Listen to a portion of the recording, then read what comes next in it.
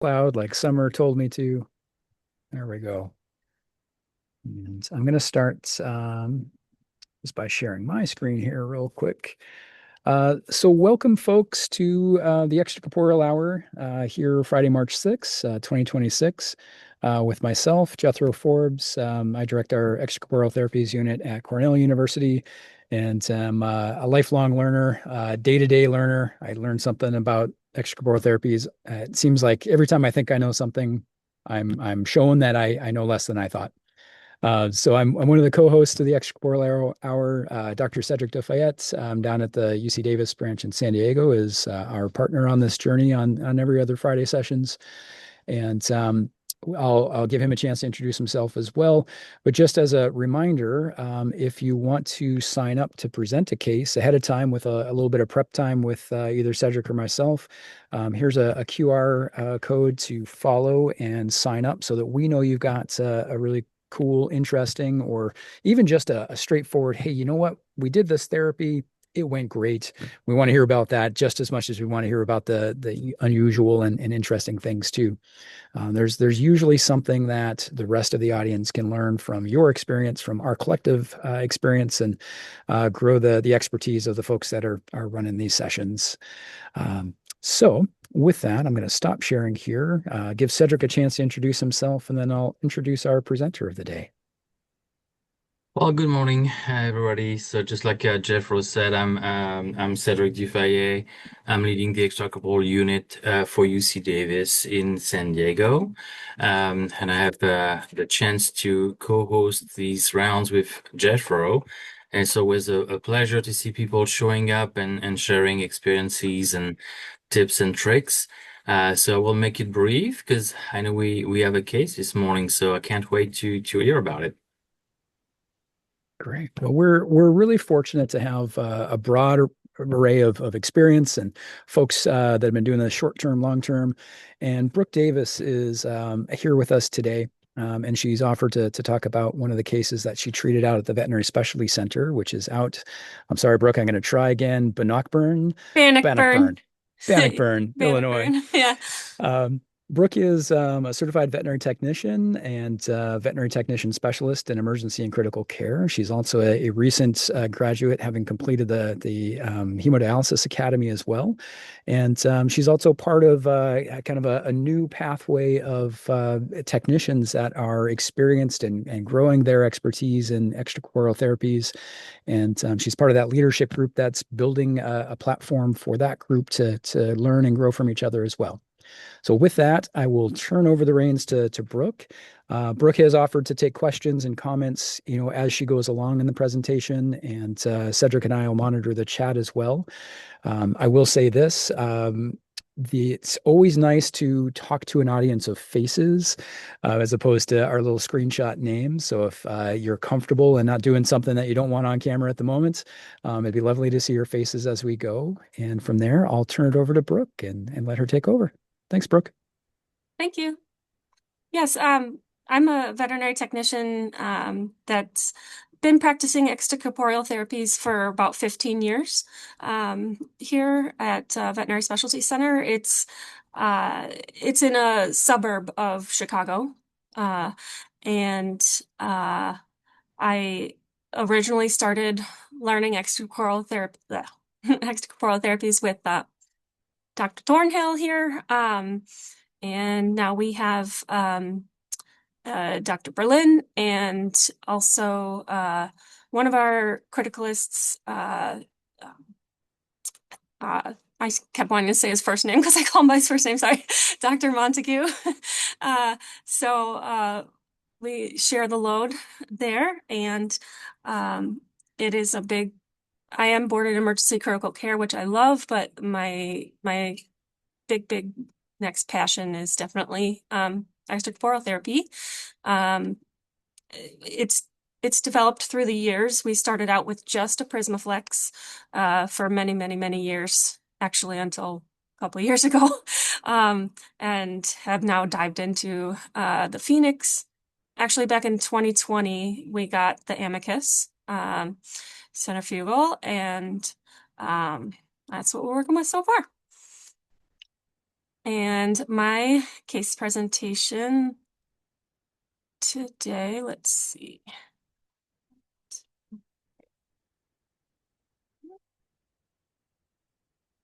All good? Looks good. You're all set. Okay. So, acetaminophen toxicity in a cat. And we had this case here just in January. And well, now I'm not doing so well at advancing my slides. Start. Oh, here we go.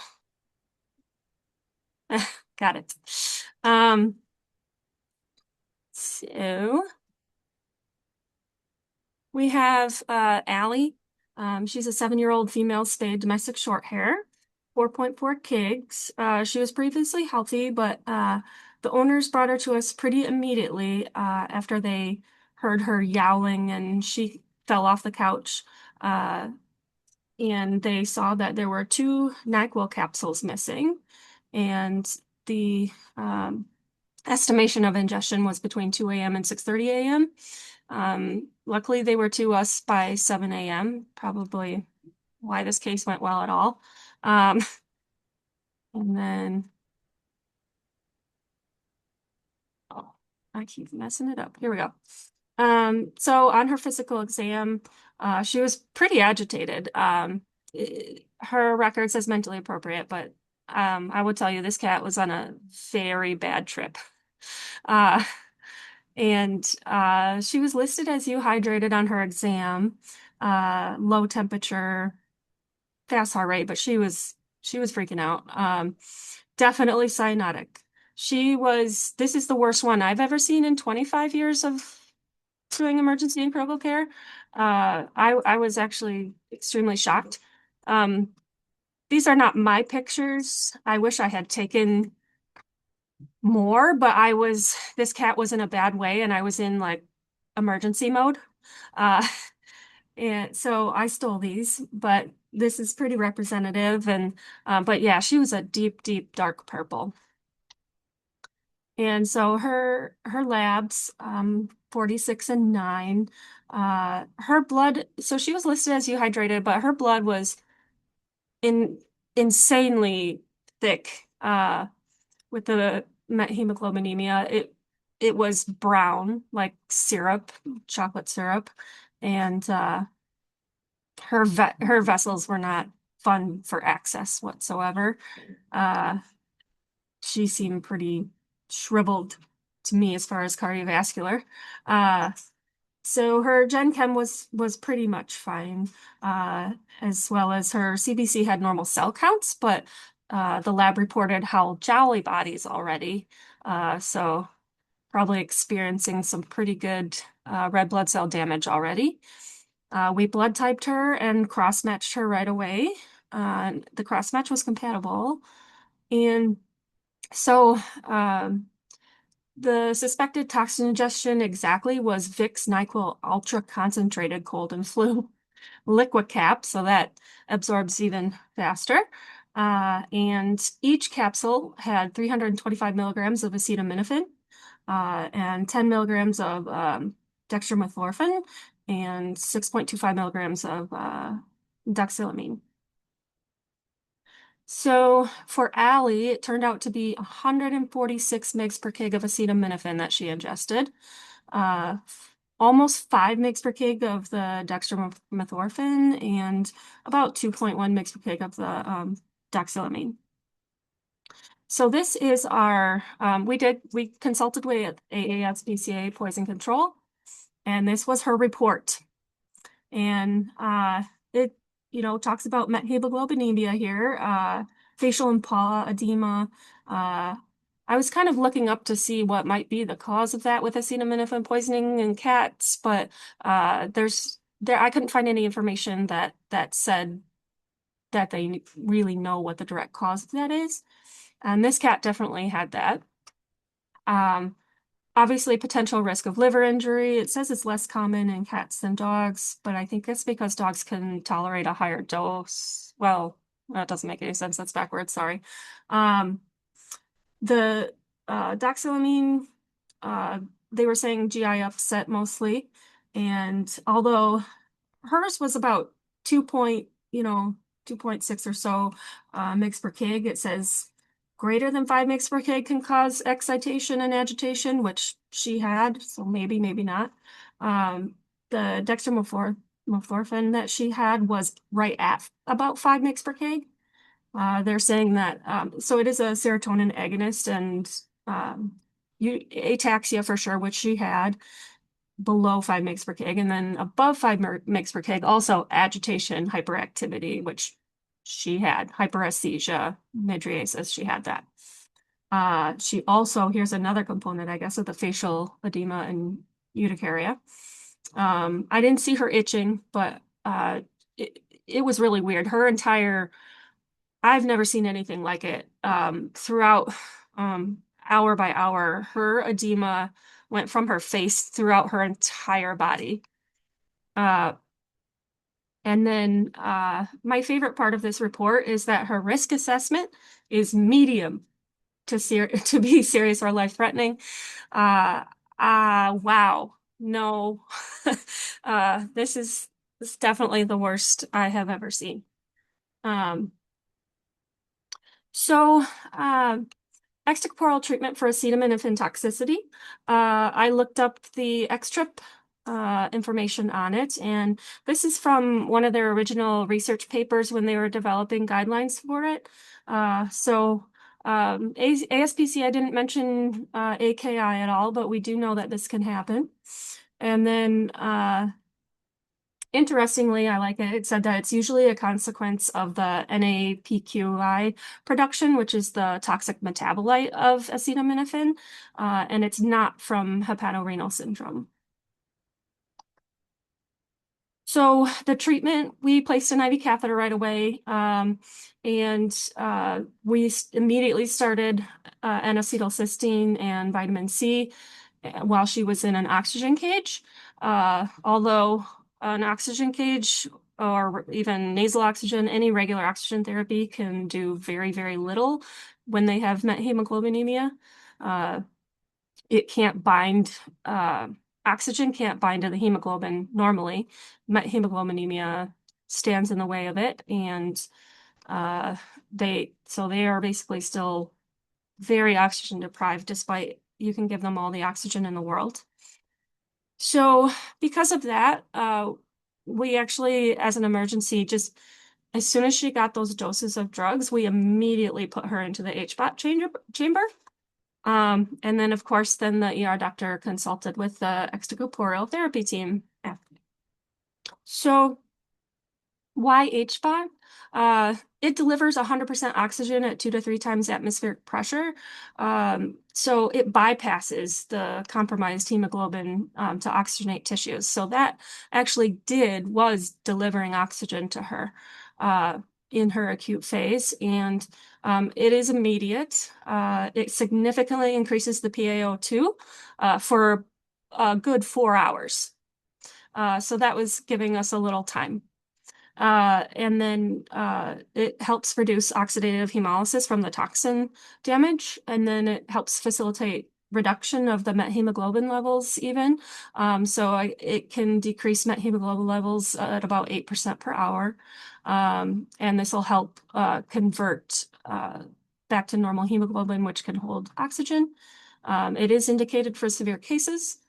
Oddly enough, I was kind of surprised. ASPCA said they reported no cases that they know of for HBOT treatment of secondary methemoglobinemia directly due to acetaminophen toxicity, but there was a case report of treatment in a cat with congenital methemoglobinemia.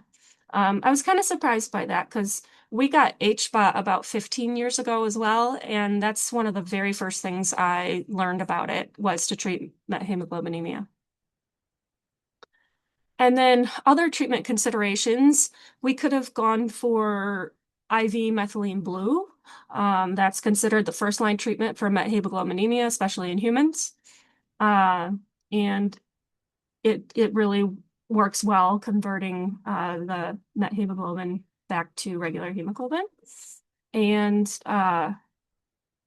it is contraindicated with serotonin altering drugs, which she evidently got some of in that NyQuil concoction. And then there is a pretty big possibility of hypersensitivity or allergic type reactions to this drug. And there's a lot of cases where it might not work. And also you can't, even if it doesn't work, you can't repeat doses, especially in cats. It has a high risk of Heinz body anemia, which she probably already had.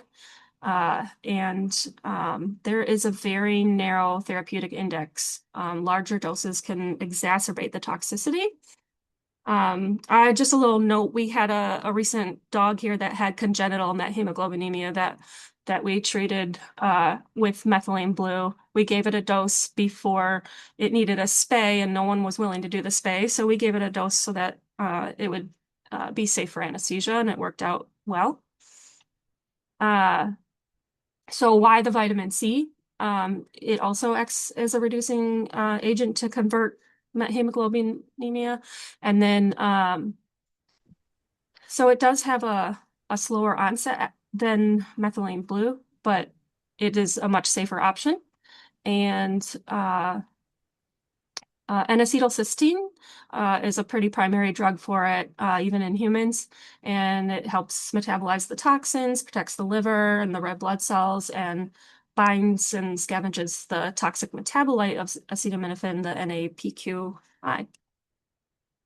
And so what we do extracorporeal therapy. So if we look at acetaminophen itself, the molecular weight is pretty low. Volume of distribution is in a good range for extracorporeal therapy. The protein binding is low. Then we've got the half-life there, 2.5 hours, but we know with extreme toxicities, that's usually much, much higher. It's reported to be about 4 to 8 hours in humans with extreme overdoses. So I would definitely say that is a nicely dialyzable drug for hemodialysis. And in humans, it is a 2D recommendation, even though it is one of the main drugs on the XTRIP website. But so weak recommendation, although it says most experts would propose this, so that doesn't sound terribly weak to me. Although the evidence is grade D, which is like, we're just guessing. But I feel like there's definitely enough cases out there that have proven some efficacy. So one of the first things I asked our criticalists too about, like the first thing I asked too, because I haven't done an acetaminophen yet, about the characteristics and its dialyzability and why were we choosing hemodialysis over other modalities. And he mentioned that he was hopeful that that technically the characteristics that we know about NAPQI are technically dialyzable, so hoping for that. But it's not stable, it's rapidly metabolized. There's no defined volume of distribution. We just have the molecular weight, basically.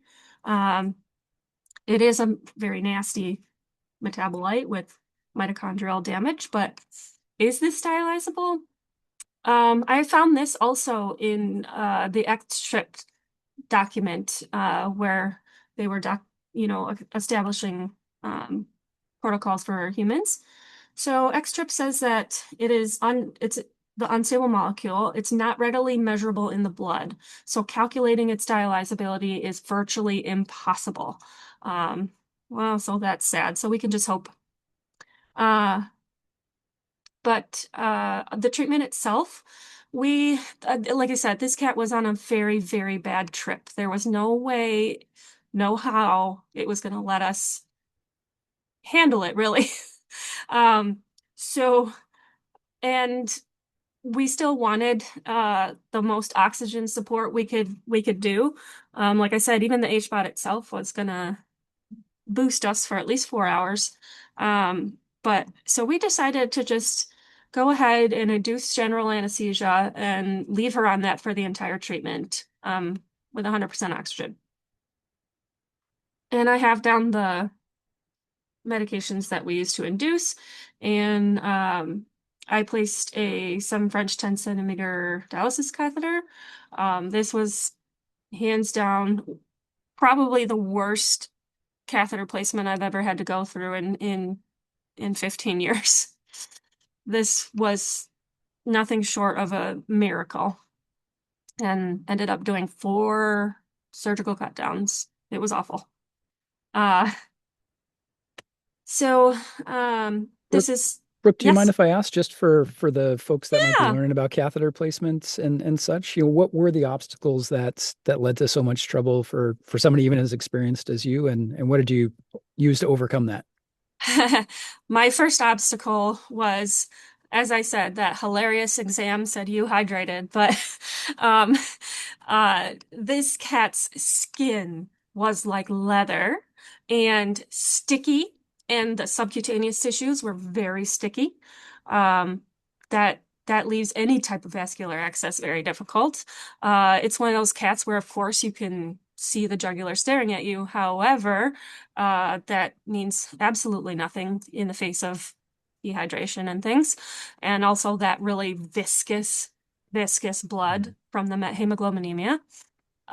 So I tried it regularly, small facilitation hole, uh, went to try to place the introducer catheter, and no way in hell I could tell already. So I let the doctor know. I said, hey, I've got bad news. This is not going to happen percutaneously. Which, yeah, I mean, central lines jugular is what, I mean, I probably placed thousands and thousands and thousands, and I know right away if percutaneous is going to happen or not. Sometimes just by looking at it before trying. So he said, okay. So he gloved up and started a full-ish, a minimal cut down for me. It's still, of course, the vessels that explode on you immediately, things like that. So I got a giant hematoma. So I said, okay, let's just flip her over, do the other side. And I started there. I had him start with a cut down there. And I I had a very hard time getting it was a larger cut down. I had a very hard time getting the introducer catheter in, which was just an 18 gauge catheter, peripheral, to accommodate for the wire. And that's pretty bad for a jugular on a cat, even. Those veins were so clamped down and so thready. It was a miracle that the 18 gauge was even slipped in there at all.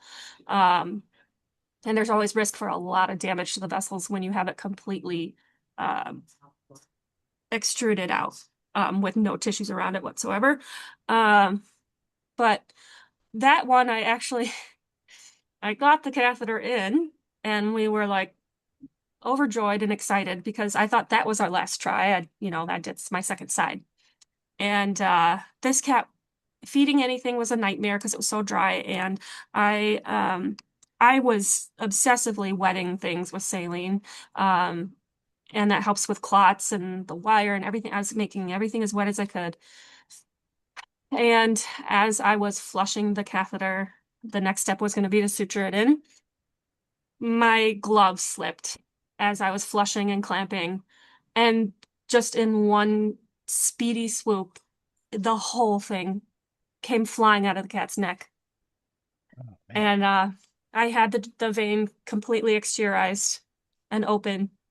Obviously, there was a lot of bleeding, giant hematoma, all that, and the vein was just obliterated. So, uh, so I've never been that upset before. Everyone in the entire ICU heard about it, and um, then we flipped her over and tried another cut down lower on the other side, and uh, there was too much, we tried and tried and tried, and there was too much hematoma.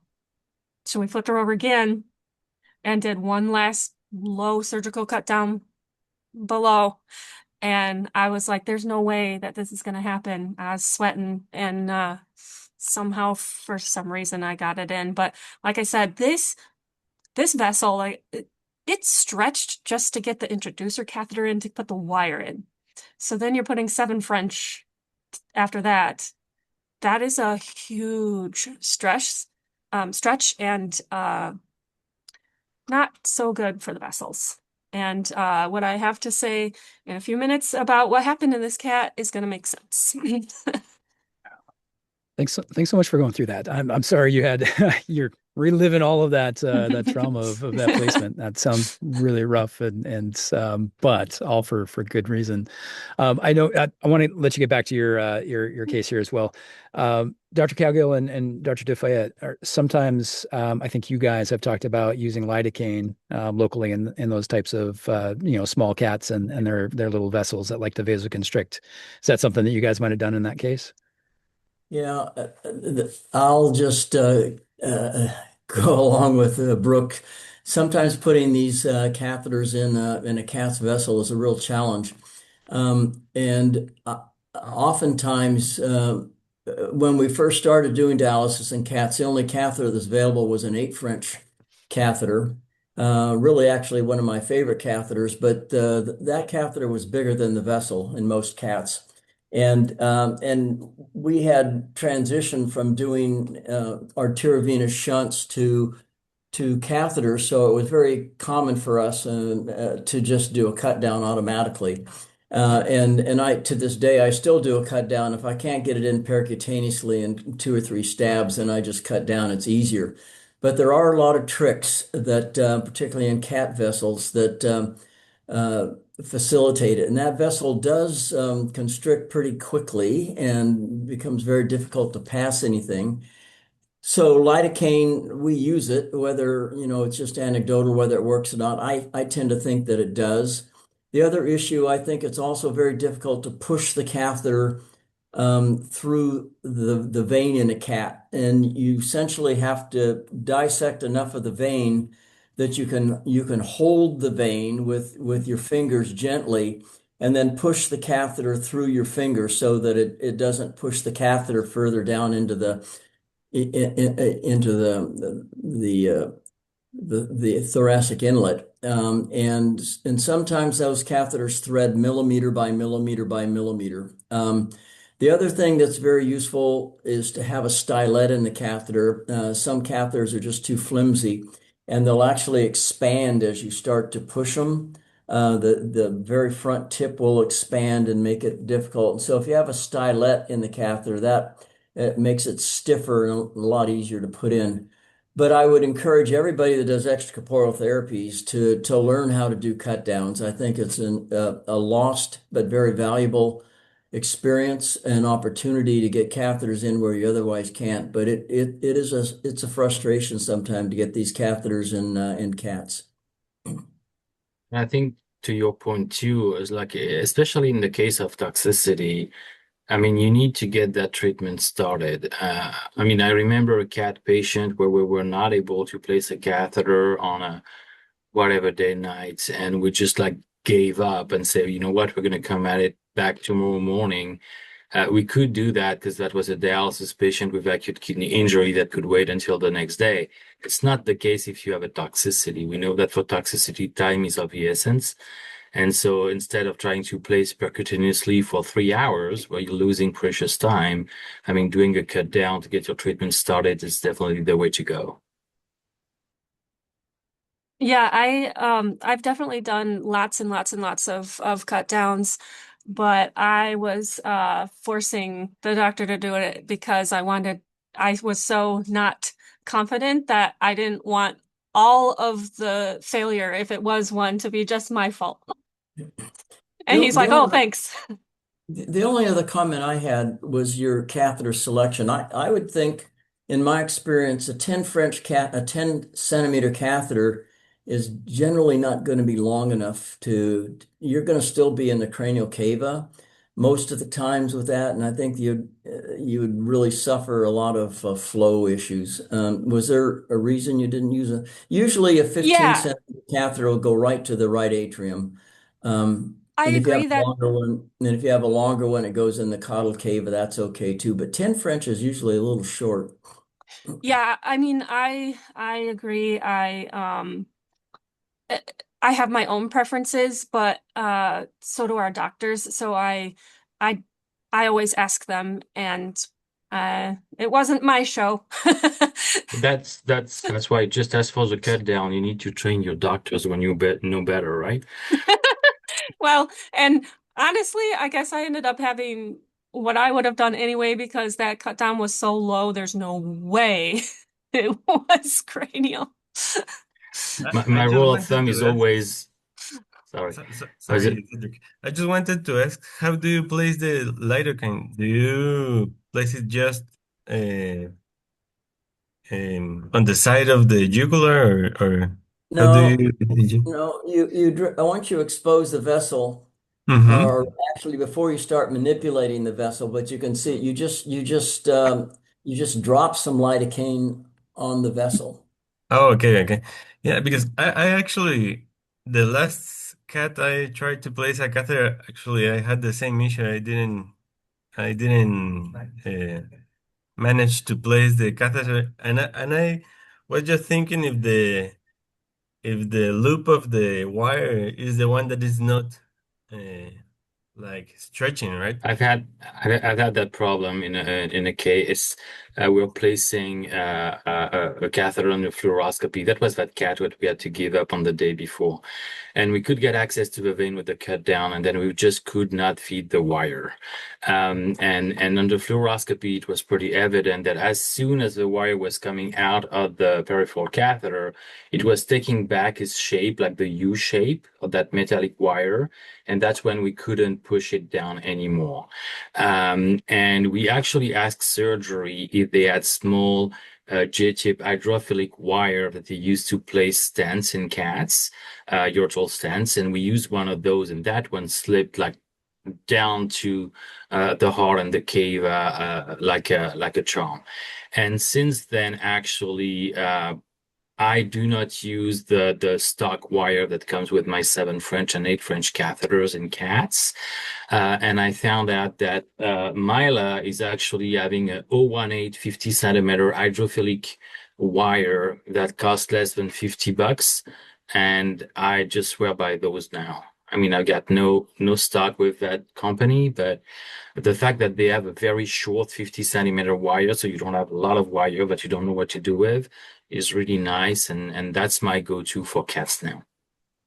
Nice, because I actually tried to do it backwards, like the straight tip of the wire, and of course I poked the vessel and it went other way, right? So, That's the problem. And if you poke the atrium and you go through, it's not going to look pretty. yeah. Thank Well, you. well, Brooke, there you go. I took us on that lateral thinking adventure there. Yes, yes. But great discussion. Yeah. Why don't we let you get back to what you were Okay. talking about? Thank Yeah. you. So I've got up here our modality and mode that we did, and the circuit we used in HF20. It ended up being about 15% of the total volume of this cat in particular. So we blood primed with a unit of packed reds that we cross-matched to, and a unit of fresh flowing plasma. We're starting to sporadically get a hold of hetastarch again. So it's normally our habit, especially to try to, decrease cost and all that. It's usually our habit to dilute the red blood cells in hetastarch, or even saline sometimes. But this cat I knew was going to be a fantastic nightmare. So I really, really, really pushed and asked for plasma. And they told me, as long as we have enough units, then we can do that. I was like, great, we do. And it worked out very, very well. We have since, on a day that I wasn't here recently, done a cat 11, 12-month-old, maybe 11-month-old cat for ibuprofen toxicity on hemoperfusion. And they ended up doing the head of starch and red blood cells, and it had such bad hypotension and issues through the procedure that they ended up thawing and transfusing plasma during the procedure anyhow. So I was kind of like, see? But so we chose for the dialysate the BGK for potassium and calcium 2.4. Then our doctor also added 2 mils of KPhos, or 1.2 millimoles per liter of phosphorus in our dialysate for our toxin kitty. And we used plasmolite as our replacement fluid. So that is one of the pictures I did take. You can kind of see there's a cat in there. We did it in ICU because she was on an anesthesia machine, and we were also, you've got suction, you've got a lot of more things to your disposal, and we were afraid that she was going to crash for sure.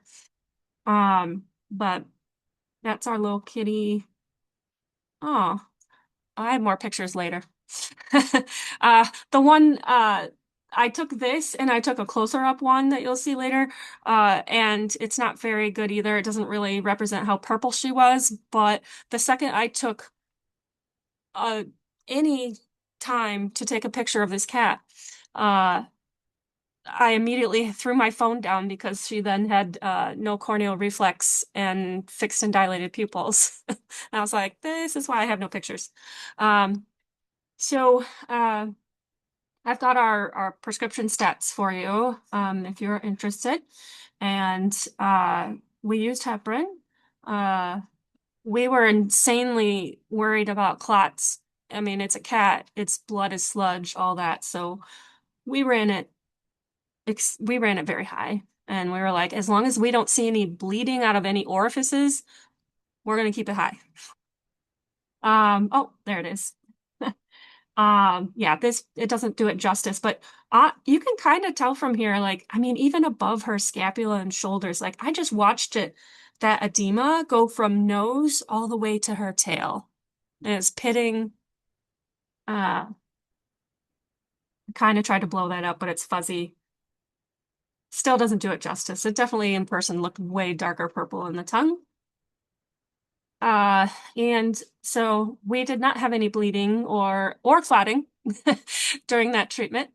But like I said, 1 hour into treatment, fixed dilated central pupils. So she was on isoflurane, and she was only on a half liter.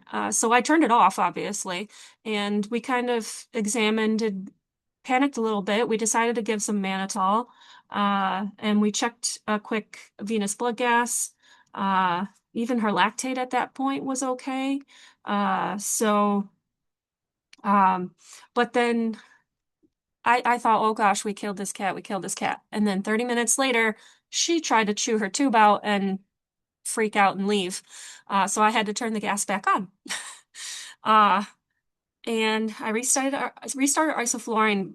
I also was not hopeful that she would survive at all, because during this entire time I had to keep her under, and her temperature with any aggressive heat support we have the external bloodline warmer on our Prismaflex. Not that I mean, that does the least out of any of your warming, but I had a bear hugger and warm water blanket all the way up, and she only maintained 92 to 93 degrees that whole time. And then of course with the fixed and dilated pupils, I was like, I think we're dialyzing a vegetable. Like, I think we're dialyzing a brain dead cat. Like, I don't know what's happening.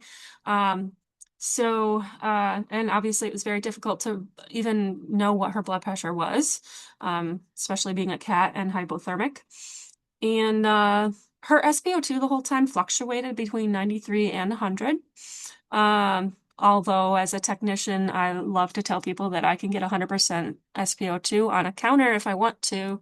But she remained that deep purple throughout the whole treatment. That, like I said, that swelling worsened. Our total treatment time ended up being 235 minutes. And I had someone take over for me at the end of my shift in about the last hour of treatment, and I thought, oh, that's gonna go terribly. And I I was so not confident. I didn't even make her a spot anywhere. I was like, there, she's probably not gonna leave the crib. Someone's gonna, she's probably gonna be intubated all night long. Uh, Lo and behold, she she was extubated and moved to the oxygen cage in less than an hour of us stopping. And had appropriate mentation for some reason. She was actually, after the agitation went away, a very sweet cat. And she had a normal body temperature within 4 hours after treatment, which I never would have guessed. And we continued HBOT, vitamin C, and N-acetylcysteine treatments. Cyanosis was finally resolved by day 2. We discontinued the oxygen cage at the end of day 2. There was a heart murmur noted, and on her labs, you'll see. So we had a suspected AKI. And they suspected it secondary to hypoxemic injury. Her lactate at that point, I think she was rebounding some, was 6.5. That is terrible for her poor acidosis. And perfusion. So she started eating by day 3. Her pitting edema was improving. We discontinued the HBOT. I have our labs on there again. Her platelets were getting a little low. There were still Howell Jolly bodies noted in her red blood cells. As you can see on our regular chemistry now from our main lab, they have a CPK on there, and that's like astronomically high. We've got an increase in our ALT, so her liver took a little hit. Day 4, febrile. They were ruling out inflammatory, pancreatitis, red blood cell destruction, and incision infection or inflammation.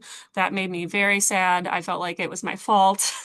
They said it was warm to the touch and it was really painful. And then she didn't want to eat. She didn't want to move at all. And I was like, oh gosh, I felt very guilty. But she also had B-lines on TFAST, mild pleural effusion, and scant pericardial effusion.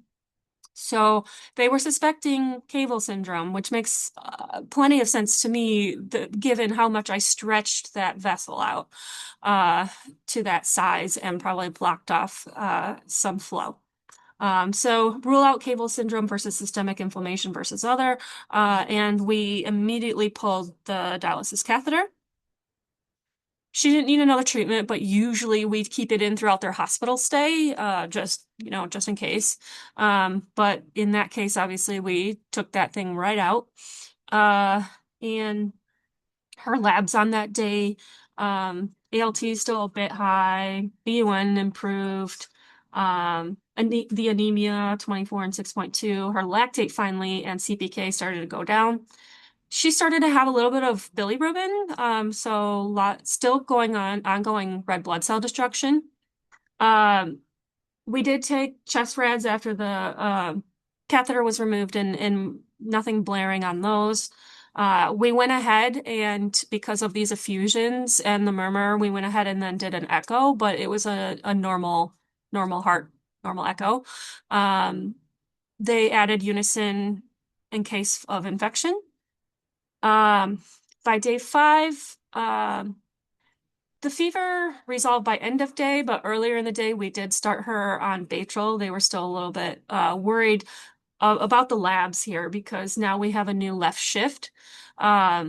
So they added the Baytril in because of that. And we've got a little higher T-Billy here, platelets recovered. And so their rule out was that it could be septicemia. She was very depressed too and not eating. Could be vegetative endocarditis or bacterial translocation. Now, our criticalists here were strongly suspecting that the continued anemia, the fever, all of that was delayed hemolytic transfusion reaction versus sepsis. And there was a concern for the potential for her to develop IMHA. I don't know. I'm not completely feeling the transfusion reaction. To me, in my head, I'm sorry, I'm not a doctor. But to me, in my head, I'm wondering if this could be continued red cell destruction due to the damage from the toxicity itself. But just a thought. So she continued with the anemia. We were down to 14%. So we decided to discontinue her IV fluids in case there was any dilutional margin in there. And trying to avoid further transfusion. They were very worried about a reaction. Her left shift was improving. She was still on the antibiotics. ALT again and T-bilia are still kind of sitting there like that. The AKI, there really was no evidence, at least to the level of albumin and creatinine would show you, or urine production or anything like that. She was doing fine there. So day 7, labs were stable. PCV was hanging in there at 15. There was still a bit of a left shift, and Howell Jolly bodies were popping up again. So she's really fighting that anemia. Everything else is pretty static there. And we decided to go ahead at that time and discharge her. And we set her up for a 2-day recheck for our ER. They said she was doing great at home. I was insanely shocked. She still had some scant pleural effusion, but no pericardio. It was getting better after we removed the catheter. The recheck labs, 19 and 7.6 for PCV and total solid. Her chem was completely normal. Nothing with the liver, nothing, all that was good. No T-bili, nothing.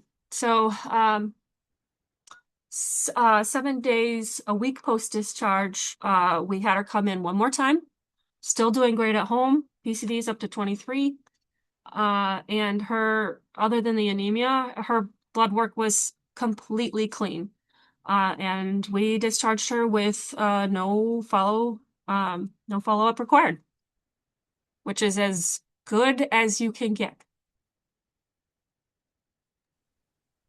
Amazing. There are a lot of twists and Good turns job on that one. for you there. Yeah. I think it's a nice story of perseverance too. It's like that road was bumpy, but I mean, definitely the outcome was worth the efforts. Before we open to the floor for questions, did you get any acetaminophen levels pre and post treatment, or were you not able to? We did not, no. Yeah, that would have been interesting for sure. Not able to.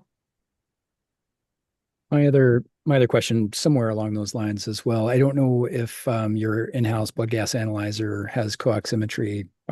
Some of them will give you a methemoglobin level, and I wonder if there's any tracking on that. God, I wish. We have a Nova, and originally we had co-oximetry on it, and then, of course, if anyone's ever used a Nova, they're finicky enough as it is, and that was making it act up even more, which ticked off the rest of the hospital using it. So we got rid of that option, which is depressing for me, but pretty much no one else. I was curious, and Brooke, again, not a questioning, what you guys did necessarily at all, but more as it crept up for me. You talked about adding the KPhos to the dialysate, and I wanted to check in with anybody else on here as well. Certainly KPhos has 2 elements to it. You've got the 4.4 MEQs of potassium for each mil, as well as the phosphorus there. So your dialysate fluid would end up having, a much higher potassium. Yeah. One, does anybody else account for that when choosing your dialysate fluid in terms of the potassium level that's already in there? And I guess in the backdrop of that, I'm sure you would have mentioned a hyperkalemia had it Oh, arisen sure. there. Yeah, it was completely normal the whole time. Okay. So maybe just a silly academic question then. Oh, for sure. No, that's definitely a good consideration. Our criticalist was definitely doing it for the phosphorus, just because it was a dialysis case with a toxin who would normally. I know with ethylene glycol and stuff, but just because of the normal blood work, not wanting to drive that down. So he just gave it a go and added it. Yeah, perfect.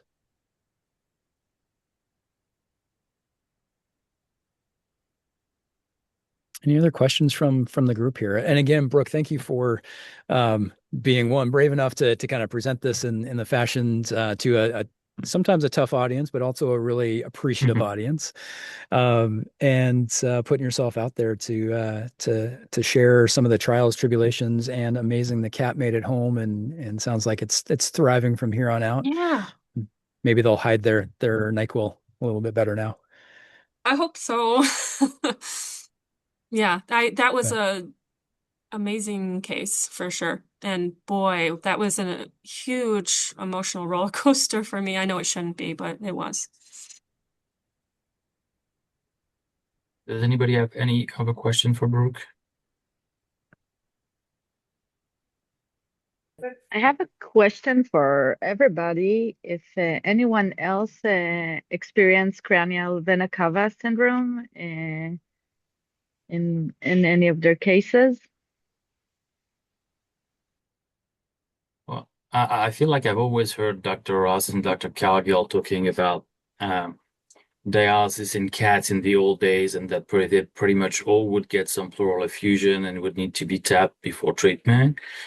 It's not necessarily been my experience in the cats that I've treated, but maybe the catheters are different too. And just like Dr. Cargill mentioned at the beginning, they only had 8 French catheters. And my little anecdote of N of 1 is that cat that we had so much trouble placing a catheter in initially was dialyzed on a 5 French catheter. And we had so much trouble putting it in that we actually dialyzed that cat about a month on a 5 French. And at some point, we decided to replace it by a 7 French to get better flows and better efficiency. And we ended up treating that cat for 4 months total. But toward the end, I got greedy and I placed an 8 French. And 2 days after that, the cat had pleural effusion. So I feel like sometimes the size of the catheter compared to the size of the vessel can cause some caval syndrome for sure. Part of it could be clots around that too. And also, as a side note, the flows with the 8 French were actually not better and were even wasn't with the 7 French, and probably because there was not as much flow in that vessel because of the big catheter inside. I'm asking because it did happen to me with a dog, and also because we had to use 2 sides.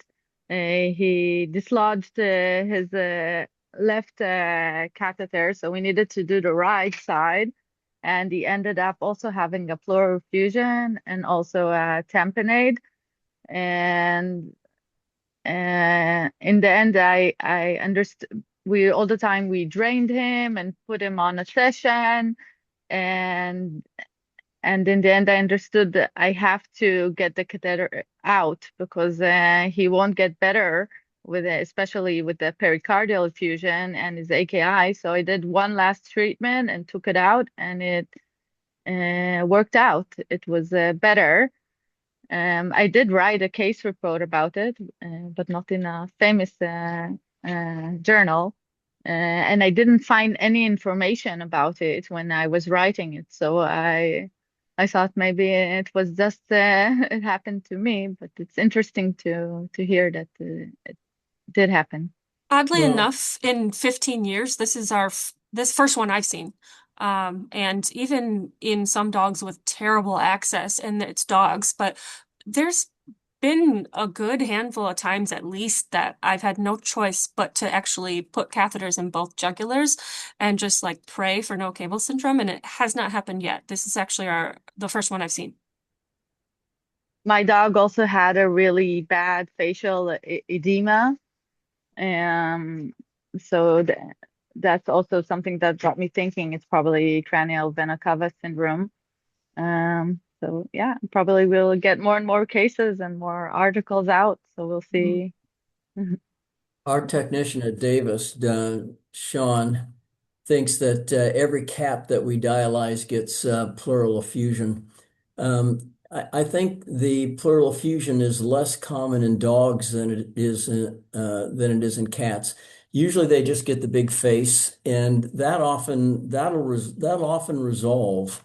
They'll start to develop collaterals that'll go up and circumvent the catheter. And so if you just had facial edema, and sometimes it goes down. What you really have to worry about is laryngeal edema when their face gets that big.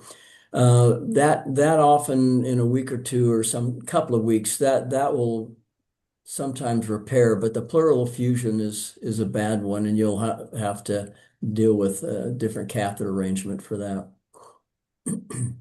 And Brooke, not to flash back to the experience you had placing the catheter, but unfortunately your cat, both jugulars were fairly traumatized and potentially Yeah. might have had some thrombosis on the alternate Oh side my too. gosh, I thought about that too. In my head, I was like, I mean, we obliterated both of them. I don't even know. I was kind of curious how it got better so quick. I was like, might as well not have any. I've had dogs that had every vein except one femoral vein tied off, and you can get away with it. Particularly when we were doing arteriovenous shunts. But so you can go in and beat up on both jugular veins, and sometimes you can even tie off one jugular vein and put a catheter in the other one and get away with it. But there is the big potential that you'll get this facial edema in that setting. But some don't. Yeah, the other biggest thing that I had, and it was probably more than 10 years ago, was we had a cat that needed hemodialysis uh and attempts were failed. So I spent 2 days in a row scrubbed in fluoroscopy with our interventional radiologist. And we were using the hydrophilic weasel wires, which actually don't even have a loop, but just very carefully trying to both, exteriorize both jugulars, very carefully trying to um, pass that wire through. But under fluoro, you could see what horrible, horrible luck. The this cat. So one of our radiologists was saying that sometimes cats will have a vascular anomaly, a little bit caudal where their clavicle might be, to where it takes a bit of a turn, and it's almost impossible to feed a wire through because of that. And they said it just happens with cats sometimes, usually on one side. And I watched it under fluoro. I watched the wire go. I saw where the vessel was, and it did it on both sides. We tried all day for 2 days straight. Luckily, it was an AKI. So we ended up doing peritoneal dialysis, and the cat survived and went home. Oh, sorry, just to rebound on that, and I don't know if some of you may or may not have seen that paper, but the Davis team up on campus actually published a case report in the JFMS about external jugular vein anomalies preventing the catheter placement in a cat with lily toxicity. So just to like add to your comment there. So I just tripped on that not that long ago. So I thought like maybe some of you haven't seen that because it's in the GFMS open reports, which is not always as exposed as the main one. So just in case. That's amazing. I kind of, every time I've ever mentioned that in the last 10 years, most people think I'm just crazy. Well, now you get proof you're not. The I other just thing I wanted, wanted to add, sorry, Andres. sorry, thank you. I just wanted to ask to everyone if you could have managed the blood pressure any other different way, maybe place an arterial catheter. I don't know if in cats you can place it. I've never done it, so maybe Jethro can We enlighten us. we place arterial catheters in cats here a lot, but the easiest spot is usually their tail. And this cat was so vascular constricted and so difficult, we didn't even try. And plus, on top of that, even its tail had pitting edema. I do think, I mean, it would have been great, but I think that was definitely a pipe dream in this case. Thank you.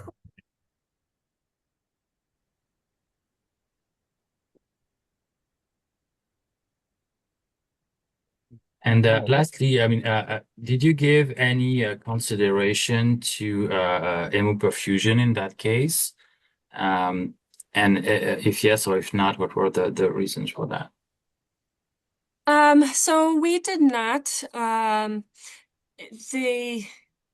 we did not, the molecule itself is known to be primarily dialyzable, and we didn't want to take the chance of increasing that extracorporeal volume any more than the 15% that we had with the HF20, just from the cat's size. Because I'm just thinking about those locations where they may not have a Prismax or Prismaflex or an HD machine, but with just an hemoperfusion pump. And I'm not sure we have good data out there or case reports about acetaminophen toxicity with hemoperfusion.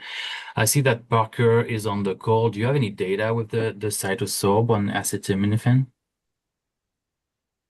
Hey everyone. No, we currently do not have any data with the Vet Rescue device, and I'm not aware of anybody using our device to treat acetaminophen toxicity. It's certainly a small enough molecule, but as Ms. Davis said, it is certainly highly dialyzable. And so a lot of folks we've worked with have cited that as a fact for the reason why they do dialysis instead of utilizing a hemoperfusion cartridge.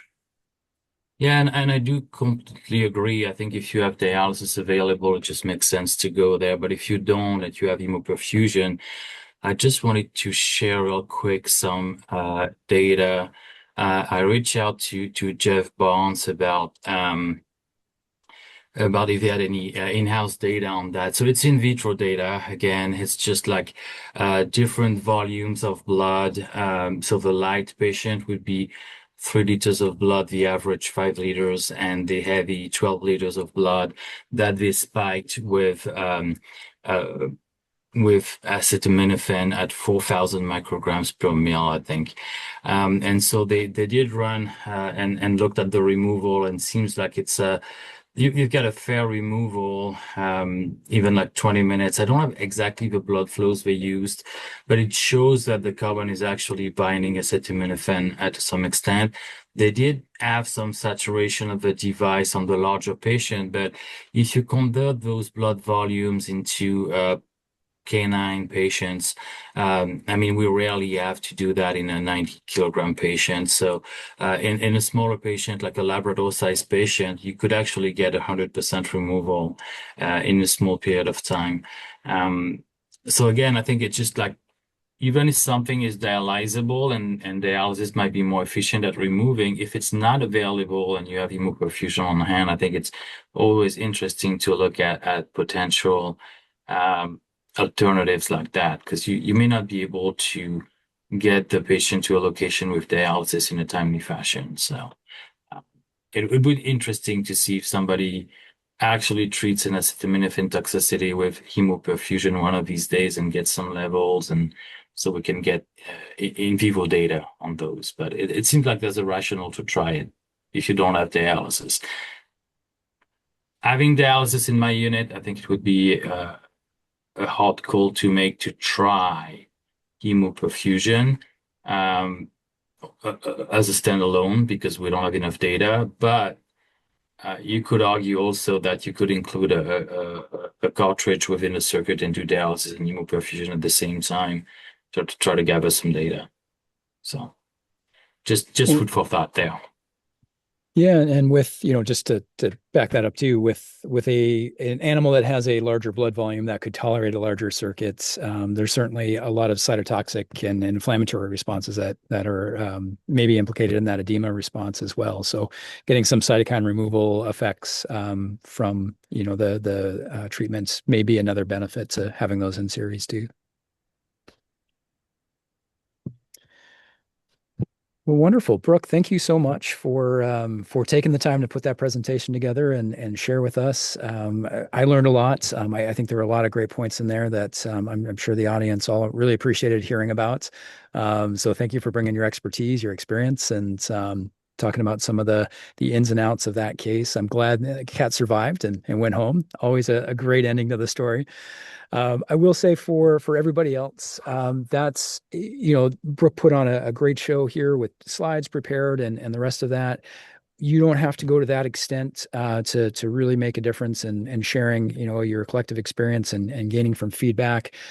Please don't be intimidated by signing up to share your cases with that kind of presentation level, or just to say, hey, come in and let us know that you've got an interesting case so that we know to invite you in to talk, and can set up a little bit of our own preparation to support your presentation, your case sharing during the course of the session as well. And with that, I'll turn it over to Cedric to close us out. Yeah. Well, thank you so much, Brooke. I mean, I learned a lot as well. I've never treated acetaminophen toxicity myself with extracorporeal therapy, so it gives me some like precious insight if such a case would come my way. I just wanted to let everybody know that I also shared the link to the Journal of Felon Medicine and Surgery paper that I briefly showed on the screen about the vascular anomaly, and it seems like Hila also shared a case report of complication on catheter with the cable syndrome. So thank you all. I think it was a fun session, a lot of side discussion, and it's always great to have such an audience. So we'll see you in 2 weeks, I guess. Thanks so much, everybody.